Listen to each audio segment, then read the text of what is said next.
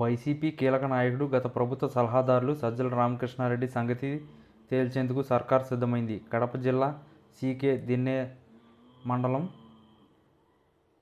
పరిధిలోని అటవీ భూముల్లో 55 ఎకరాలను ఆక్రమించి నిర్మించినట్లు పత్రికల్లో వచ్చిన కథనాలపై డిప్యూటీ సీఎం పవన్ కళ్యాణ్ కొన్నాళ్ల కిందటే తీవ్ర ఆగ్రహం వ్యక్తం చేశారు. అప్పట్లోనే ఈ వ్యవహారంపై విచారణకు ఆదేశించారు. ఈ నేపథ్యంలో కలెక్టర్ నియమించిన రెవెన్యూ, అటవీ శాఖల అధికారుల బృందం సజ్జల ఎస్టేట్లో పర్యటించి నిజానిజాలే తేల్చింది. భూములు ఆక్రమించిన మాట వాస్తవేనని అధికారుల బృందం నివేదిక సమర్పించింది. ఈ నేపథ్యంలో తాజాగా సజ్జల ఆక్రమిక భూమిని స్వాధీనం చేసుకోవాలని ప్రభుత్వం ఆదేశించింది. దీంతో తాజాగా కలెక్టర్ ఉత్తర్వులు జారీ చేశారు. గురువారం సంబంధిత భూములను స్వాధీనం చేసుకుని కంచె ఏర్పాటు చేయడంతో పాటు హెచ్చరికల బోర్డును కూడా ఏర్పాటు చేయాలని పేర్కొన్నారు. దీంతో గురువారం సజ్జల ఆక్రమిత అటవీ భూమి 55 ఎకరాలను స్వాధీనం చేసుకునేందుకు అధికారులు రెడీ అయ్యారు.